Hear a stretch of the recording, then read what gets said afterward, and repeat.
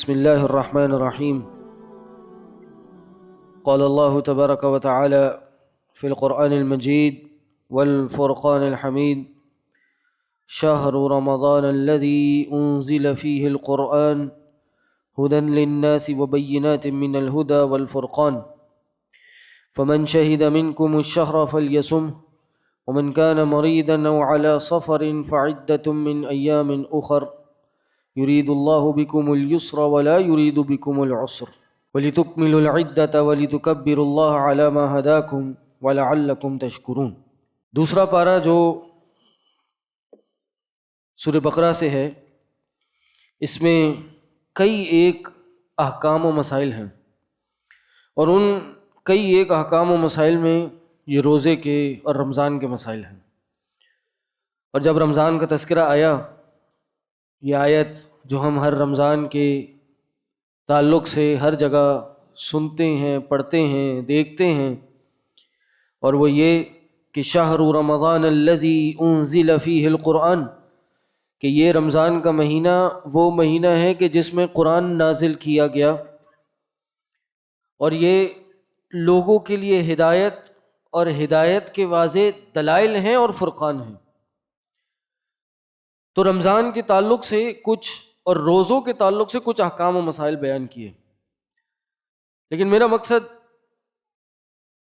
ایک خاص نقطے کی طرف توجہ دلانا ہے. وہ ایک خاص عبادت، ایک خاص احکام میں سے ایک عظیم حکم جو ان روزوں کے مسائل کے درمیان آیا. آیت میں نے آپ کے سامنے پڑھی، اور یہ آیت آگے اس طرح سے ہے کہ جو کوئی بھی اس مہینے کو پالے اس کو چاہیے کہ اس کے روزے رکھے، یعنی روزے فرض ہیں اس مہینے کے. جو کوئی مریض ہو، سفر پہ ہو، تو بعد میں گنتی پوری کرے، کیونکہ اللہ تعالیٰ آسانی چاہتا ہے. اللہ آپ کے ساتھ عسر، تنگی نہیں چاہتا. یہ سارے احکام اس لیے نہیں ہیں کہ آپ کو تنگی میں ڈال دیں، بلکہ آپ کے لیے آسانی چاہتا ہے. اور پھر آگے آیت پوری ہوتی ہے، لیکن جس چیز کی طرف توجہ دلانا چاہتا ہوں وہ اس کی بالکل اگلی آیت ہے، کیونکہ اس اگلی آیت کے بعد جو اگلی آیت ہے وہ پھر روزوں کے اور رمضان کے احکام سے متعلق ہے. تو ایسی کیا چیز ہے کہ جو رمضان کے احکام کی آیتوں کے بالکل درمیان آئی ہے؟ یہ بیچ میں کیوں آ گئی؟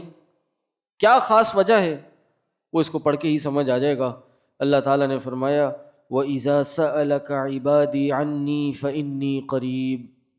رمضان کا مہینہ ہے، روزوں کا، عبادتوں کا مہینہ ہے، تراویح، تہجد، قیام اللیل کا مہینہ ہے. تو نبی علیہ السلام کو کہا کہ جب میرے بندے آپ سے میرے بارے میں آ کے سوال کریں پس میں قریب ہوں، یعنی میرے وجود کے بارے میں یا میرے اس تعلق کے بارے میں کہ میں ان کی بات کس قدر سنتا ہوں، کب جواب دیتا ہوں، اس کا خلاصہ یہ ہے، حاصل یہ ہے کہ فَإِنِّي قریب، پس میں قریب ہوں.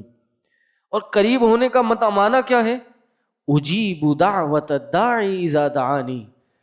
جب بھی کوئی پکارنے والا مجھے پکارتا ہے، اجیبو، نہ میں صرف اس پکارنے والے کی پکار کو سنتا ہوں بلکہ اس کا جواب بھی دیتا ہوں، اس کی اس پکار کا، اس دعا کو قبول بھی کرتا ہوں. ایسے قریب ہوں میں. یعنی بندہ پکارنے والا ایک دفعہ بھی مجھے پکارے، میں اس کے پاس اس کی جواب کو پورا کرنے کے لیے موجود ہوتا ہوں. فَلْيَسْتَجِيبُوا لِي، پس چاہیے کہ وہ بندہ جو بھی مجھے پکار رہا ہے وہ میرے حکم کو بجا لائے. اس کو چاہیے کہ میری باتیں مانے، میرے حکم کو پورا کرے.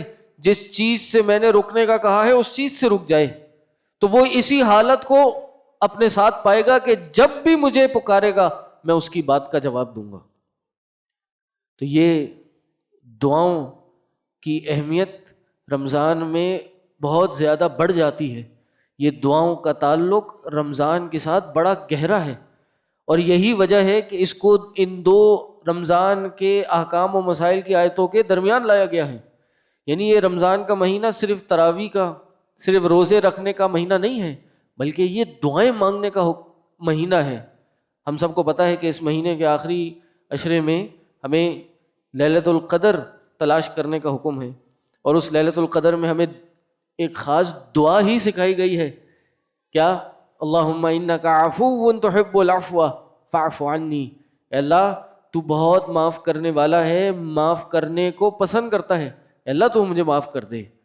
مقصد ہی یہی ہے رمضان کا۔ آپ سب نے وہ حدیث سنی بھی ہے، اللہ کے نبی صلی اللہ علیہ وسلم ممبر پہ چڑھ رہے تھے اور جبریل امین دعائیں کر رہے تھے، اور اس میں سے ایک دعا یہ تھی کہ جو وہ شخص اللہ کی رحمت سے دور ہو کہ جو رمضان کو پائے اور اپنی مغفرت نہ کرا سکے، تو اللہ کے نبی صلی اللہ علیہ وسلم نے اس پہ آمین کہا۔ تو یہ مغفرت کیسے ملے گی؟ عمل کے ساتھ ملے گی، اور اس کے ساتھ دعاؤں کے ساتھ ملے گی جو خود نبی علیہ السلام نے ہمیں سکھائی۔ تو یہ دعائیں بڑی عبادات کی بنیاد ہیں۔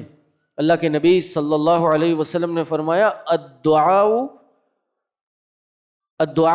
عبادہ، یہی ہے حدیث، الدعاء مخ العبادہ۔ یہ حدیث تو ضعیف ہے، معنی یہی ہے الدعاء هو العبادہ، اس طرح سے حدیث ہے کہ دعا ہی عبادت ہے۔ اور جیسے انہوں نے بتایا الدعاء مخ العبادہ، کہ دعا جو ہے یہ عبادت کا مغز ہے۔ حدیث ضعیف ہے لیکن معنی یہی صحیح ہے۔ مغز ایک انسان میں یہ جو بھیجا ہوتا ہے، یہ انسان کا کہہ لیجیے بالکل سینٹرل سی پی یو سسٹم نہیں ہوتا۔ اس دماغ میں اتنی سی سوئی چپ جائے، یہ تھوڑی سی رگ انسان کی کام کرنا بند ہو جائے تو انسان چلنے پھرنے کے بھی قابل رہتا ہے، سوچنے سمجھنے سے قاصر ہو جاتا ہے۔ تو یہ دعا عبادت کی بنیاد ہے، یہی عبادت ہے۔ قرآن کھول لیجئے، قرآن کا آغاز کس سے ہو رہا ہے؟ کل ہی بات ہوئی تھی سورہ فاتحہ کی۔ سورہ فاتحہ کے بارے میں کیا بتایا تھا کہ سورہ فاتحہ خود عبادت ہے، خود دعا ہے، اور دعا مانگنے کا سلیقہ سکھاتی ہے۔ قرآن کا آخر دیکھ لیں، آخر میں کیا ہے؟ قل اعوذ برب الناس، قل اعوذ برب الفلق، یہ کیا ہے؟ یہ بھی دعائیں ہیں۔ یہ اللہ سے ہم اللہ کی پناہ میں آ رہے ہیں، ہر قسم کی شر سے، شیاطین کے شر سے، جنات کے شر سے۔ تو یہ دعاؤں کی اہمیت ہے کہ دعا کے بغیر ہماری عبادت ہی نہیں رہتی۔ نماز کا آغاز کس سے؟ دعا سے۔ نماز کا اختتام کس سے؟ اتحیات میں بیٹھتے ہیں، ہمیں حکم ہے کہ اس اتحیات میں بیٹھ کے زیادہ سے زیادہ اللہ سے مانگو۔ سجدے کرتے ہیں، نبی کریم صلی اللہ علیہ وسلم کی حدیث ہے کہ سب سے زیادہ قریب ایک بندہ اللہ کے کب ہوتا ہے؟ سجدے کی حالت میں ہوتا ہے۔ تو وہ کس طرح قریب ہوتا ہے؟ جو مانگتا ہے اس کی مانگ پوری ہوتی ہے۔ اور یہ اتنے مضبوط الفاظ ہیں، انسان اگر اس آیت کے ایک ایک لفظ پہ غور کر لے تو انسان کبھی بھی ہاتھ اٹھانے سے قاصر نہیں رہے گا۔ اللہ کے نبی صلی اللہ علیہ وسلم کے صحابی حضرت عمر جاتے ہیں، وہ کیا کہتے ہیں؟ وہ کہتے ہیں مجھے اس بات کی پرواہ نہیں ہے۔ اچھا، میں یہ بات کیوں کہہ رہا ہوں؟ کیونکہ ہم میں بہت سے ایسے نادان لا علم لوگ اور جہالت پہ مبنی ایسی بات کرتے ہیں کہ ہم اللہ سے دعا مانگتے ہیں اور اللہ ہماری نہیں سنتا۔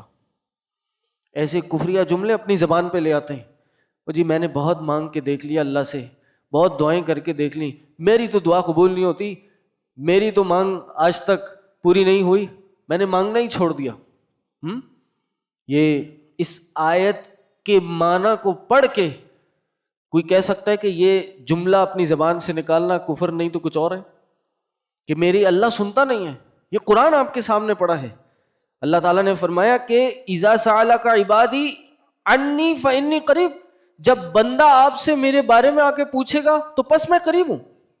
اور یہ اللہ اکبر، اللہ تعالیٰ قرآن میں نا ایک اسلوب اپناتا ہے بسا اوقات۔ یہ اس آیت کا شروع کا اسلوب قرآن کی باقی آیتوں کی طرح ہے، لیکن دوسرا حصہ ان اسلوب والی آیتوں سے مختلف ہے۔ مثلا قرآن میں جا بجا مقامات پہ آیا ہے، اور آج بھی آپ نے تلاوت میں سنا، وَيَسْأَلُونَكَ عَنِ الْأَهِلَّةِ، وہ آپ سے اہلہ، یہ چاند کے بارے میں آ کے پوچھتے ہیں کہ بھئی یہ چاند کیا ہے؟ شروع تاریخوں میں نکلتا نہیں ہے، نکل جائے تو بڑا باریک ہوتا ہے، آہستہ آہستہ پورا ہوتا ہے، پھر آہستہ آہستہ گھٹنا شروع ہوتا ہے، پھر غائب بھی ہو جاتا ہے، یہ کیا معاملہ ہے اس کا؟ تو اللہ نے قرآن میں خود جواب دیا کہ اے نبی آپ کہیے کہ قل، کہ یہ لوگوں کے وقت معلوم کرنے کا ایک ذریعہ ہے۔ اسی طرح آ کے سوال ہوا وَيَسْأَلُونَكَ عَنِ الْمَحِيضِ، قل اے نبی آپ کہیے، وَيَسْأَلُونَكَ عَنِ الشَّهْرِ الْحَرَامِ قِتَالٍ فِيهِ، وہ آپ سے حرمت والے مہینوں کے بارے میں آ کے پوچھتے ہیں کہ اس میں قتال کریں نہ کریں. قل اے نبی آپ کہیے. جتنے بھی اس طرح کے اسلوب اپنائے کہ وہ آپ سے آ کے سوال پوچھیں گے، اے نبی آپ قل کہیے، آپ کہیے. لیکن یہاں اسلوب چینج ہو گیا، کہا کہ جب میرے بندے آپ سے میرے بارے میں آ کے پوچھیں گے، قل کا لفظ استعمال نہیں کیا، بلکہ اللہ نے خود پہلے ہی سوال کا جواب دے دیا کہ فَإِنِّي قریب، پس میں قریب ہوں. جواب کا انتظار، جواب آنے کا انتظار بھی نہیں کرنا، پہلے ہی جواب آ گیا. وہ آپ سے آ کے پوچھیں گے، جواب پہلے ہی ہے کہ میں قریب ہوں. پوچھا نہیں ہے، کبھی آ کے پوچھیں گے تو بس یہ مان لیں، سمجھ لیں، دوسروں کو بتا دیں کہ میں قریب ہوں، میں ہر بات کو سنتا ہوں، ہر بات کا جواب دیتا ہوں. پھر کیا فرمایا کہ اجیبو، میں جواب دیتا ہوں، دعوت الداعی اذا دعانی، پکارنے والے کی پکار کا. یہ دعوتہ، یہ لفظ واحد کا لفظ ہے. یہاں پہ اللہ نے یہ نہیں کہا. دعاؤں کی قبولیت میں کہیں یہ شرط نہیں ہے کہ بار بار انسان مانگے، بار بار انسان اللہ سے مانگے تب ہی قبول ہوگی. توجہ کیجئے گا، شرط نہیں ہے کہ ایک انسان بار بار سوال کرے تو قبول ہوگی. اگرچہ قبولیت میں اضافہ ہو جاتا ہے، اگرچہ آداب اس کا تقاضا کرتی ہیں کہ ایک انسان دعائیں کرتا رہے جب تک قبول نہیں ہو رہی. لیکن یہاں پہ کیا کہا؟ اجیب دعوت الداعی، پکارنے والے کی پکار کا جواب دیتا ہوں چاہے ایک دفعہ بھی ہو. اور کب؟ جب بھی وہ مجھے پکارتا ہے. یہ بھی کوئی شرط نہیں ہے کہ بندہ تہجد کے وقت دعا مانگے گا تب قبول ہوگی، یا افطاری کے وقت دعا مانگے گا تب قبول ہوگی، یا جمعے کے دن آخری پہر میں آخری دن کے حصے میں دعا مانگے گا تب قبول ہوگی. یہ شرائط نہیں ہیں، بلکہ یہ دعا کی قبولیت کے اضافے کی گھڑیاں ہیں کہ ان میں تو جب مانگے تب تو ہوتی ہے قبول. کہا جب بھی بندہ مانگتا ہے، کسی حالت میں مانگے، میں اس کی پکار کا جواب دیتا ہوں. تو کیسے ایک انسان کہہ سکتا ہے کہ میری دعائیں قبول نہیں ہوتی؟ اللہ کے نبی صلی اللہ علیہ وسلم نے فرمایا کہ جب بھی کوئی بندہ اللہ سے دعا مانگتا ہے، دو شرائط ہیں. کوئی پوچھے کہ دعا کی قبولیت کی شرائط کیا ہیں، تو بس دو شرائط ہیں. ایک، کسی گناہ میں ملوث نہ ہو، اور وہ گناہ سر فہرست حرام کمائی نہ ہو. حرام کمائی نہ ہو. نبی علیہ السلام نے ایک شخص کو دعائیں مانگتے ہوئے دیکھا، کہا کہ اس کا کھانا حرام، اس کا پینا حرام، کیسے اس کی دعا قبول ہوگی؟ تو اس حدیث میں نبی علیہ السلام نے فرمایا جب بھی بندہ دعا مانگتا ہے اور وہ کوئی کسی گناہ میں ملوث نہیں ہوتا، اور دوسرا قطع رحمی نہیں کی ہوتی، رحمی رشتہ داروں سے اور جو خونی رشتہ دار ہیں ان سے قطع تعلقی نہیں کی ہوتی. کہا اگر یہ دو کام نہیں کیے ہوتے تو اللہ ضرور دعا سنتا ہے، اور تین چیزوں میں سے ایک چیز لازمی ہو جاتی ہے. نمبر 1، دعا مانگی فوراً قبول ہو گئی. ابھی دعا مانگی اور چند گھنٹوں بعد، چند دنوں بعد، ہفتوں بعد، مہینوں، سالوں بعد دعا قبول ہو گئی. یا پھر اس دعا کو آخرت کے لیے ذخیرہ بنا لیا جاتا ہے، اور آخرت میں وہ دعا کئی ٹائمز ملٹیپلائی ہو کے نعمت کی شکل میں انسان کو ملتی ہے. یہاں تک کہ ایک حدیث میں آتا ہے کہ ایک بندہ جب قیامت کے دن یا آخرت میں ان نعمتوں کو دیکھے گا جو اس دنیا میں دعائیں قبول نہ ہونے کے نتیجے میں ملی تھیں، تو وہ یہ خواہش کرے گا کہ کاش میری دنیا میں کوئی دعائی قبول نہیں ہوتی. تو دوسرا کام یہ ہوتا ہے، اور یہ بھی نہ ہو تو تیسرا کام ہو رہا ہوتا ہے اور ہمیں پتہ بھی نہیں ہوتا. اور وہ کیا ہوتا ہے؟ انسان پہ کوئی آزمائش، کوئی پریشانی، کوئی مصیبت آنے والی ہوتی ہے، وہ دعا مانگ رہا ہوتا ہے اور وہ مصیبت اس سے دور رہ رہی ہوتی ہے، اور بندہ نادان جاہل یہ بات سمجھ رہا ہوتا ہے کہ اللہ میری دعائیں قبول نہیں کر رہا.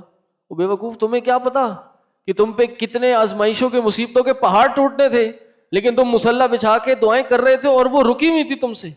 یہ نبی کا فرمان ہے، حق اور سچ بات ہے، میری کسی کی بات نہیں ہے. اس لیے نبی علیہ السلام نے فرمایا کہ جب بھی دعائیں مانگو اس عقیدے کے ساتھ مانگو کہ وہ قبول ہوں گی. ادعوا اللہ وانتم موقنون بالاجابۃ، تم دعا مانگو اس حال میں کہ تمہیں دعا کے قبول ہونے کا یقین ہو کہ یہ دعا قبول ہو کے رہے گی. اور ہمارے اسلاف نے یہ تجربہ کیا اور بڑے اپنے تجربے کی کامیابی کے بعد ہم تک یہ باتیں نقل کی ہیں. اور وہ کرتے کیا تھے اس عید بدعا کے تعلق سے؟ کہتے ہیں کہ حدیث میں آتا ہے نا کہ جو یہ 9 ذی الحج کا دن ہوتا ہے، کیا کہتے ہیں اس کو؟ یوم عرفہ. اس دن دعائیں یہ دعا کی قبولیت کا دن ہوتا ہے. کہتے ہیں کہ بعض اسلاف اس دن کے لیے اپنی دعائیں خاص کر کے رکھتے تھے، پورا سال نہیں، اس دن مانگیں گے. اور کہتے ہیں اس دن دعا مانگتے تھے اور کہتے تھے ابھی اگلا سال نہیں آتا تھا، اگلا یوم عرفہ نہیں آتا تھا، 9 ذی الحج نہیں آتا تھا کہ اللہ ہماری وہ دعا پوری کر چکا ہوتا تھا.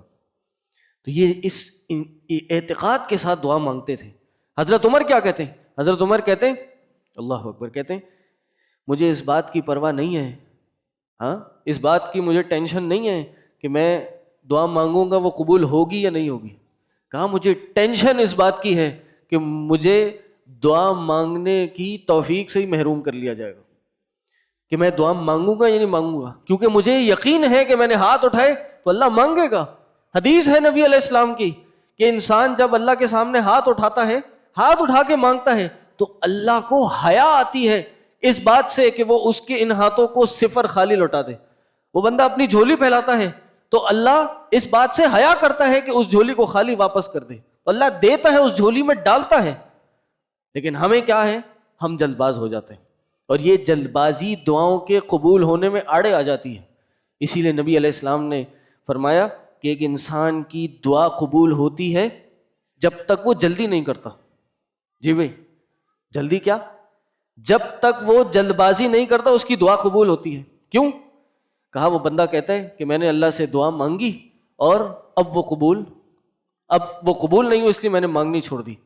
امام ابن قیم رحمہ اللہ اس کا بڑا عجیب تبصرہ پیش کرتے ہیں. کہتے ہیں کہ ایک انسان جب دعائیں مانگتا ہے تو کیا کرتا ہے، وہ دعائیں اس طرح سے ہوتی ہیں کہ جیسے اس نے ایک بیج بویا ہے. توجہ کیجیے گا، یہ بات کر کے بات ختم. وہ دعا ایسی ہوتی ہے کہ اس نے ایک پھلدار درخت کا بیج بویا، اس نے دعائیں مانگنا شروع کر دی. ابھی چند ہفتے گزرے دعائیں مانگتے ہوئے تو وہ جو بیج تھا وہ پھوٹا، ایک پودا بنا. پھر مزید چند ہفتے گزرے تو وہ ایک درخت بن گیا. پھر چند ہفتے گزرے تو ایک بہت بڑا درخت بن گیا کہ اب اس میں پھل لگنے والا ہے. تو جب وہ پھل لگنے والا تھا اور پھل ٹوٹ کے اس کو ملنے والا تھا، اس نے جلد بازی کی اور دعائیں مانگنا چھوڑ دیں کہ میری تو دعائیں قبول نہیں ہو رہی. جبکہ وہ اتنے عرصے سے جو مانگ رہا تھا یہ اب اس کی کامیابی کا اور قبولیت کا وقت آنے والا تھا، لیکن اس نے جلد بازی کی نبی علیہ السلام کی حدیث کے مطابق اور اس نے دعائیں مانگنا چھوڑ دی. تو اس لیے یہ مہینہ دعاؤں کا مہینہ ہے، اس میں کثرت سے اللہ سے دعائیں کیجیے. سر فہرست اپنے گناہوں کی معافی کی دعائیں کیجیے اور اس امت مسلمہ کی حفاظت اور دنیا آخرت کی کامیابی کی دعائیں کیجیے. اللہ سے دعا ہے جو کہا جو سنا اس پہ ہم سب کو عمل کرنے کی توفیق عطا کرے. انشاءاللہ کل جیسے اعلان کیا تھا کہ رات کو تراویح کے بعد دورہ قرآن کی مجلس ہوگی، تو آج بھی انشاءاللہ تراویح اور وطر کے بعد قریب 10:30 پونے 11 کے درمیان یہ کلاس شروع ہوگی. اور آج انشاءاللہ ہم چوتھے پارے کا دور کریں گے، چوتھے پارے سے مرور کریں گے اور اس میں خاص موضوع جنگ احد کے بارے میں ہے. اور اس میں جو پیغام ہم سب کو دیا گیا ہے کئی آیتوں 20-25 آیتوں کو بیان کر کے، وہ یہ ہے کہ ایک انسان اللہ کے لیے اپنے اعمال کو صحیح رکھے، درست رکھے تو اللہ تعالیٰ اس کو دنیا میں بھی کامیابی دے گا اور آخرت میں بھی کامیابی دے گا. تو انشاءاللہ اس کو تفصیلی پڑھیں گے قرآن کی روح سے. اللہ سے دعا ہے اللہ تعالیٰ ہم سب کو عمل کرنے کی توفیق عطا کرے. وآخر دعوانا الحمدللہ رب العالمین. سبحانک اللہم و بحمدک اشہد ان لا الہ الا انت استغفرک و اتوب الیک. السلام علیکم ورحمۃ اللہ وبرکاتہ.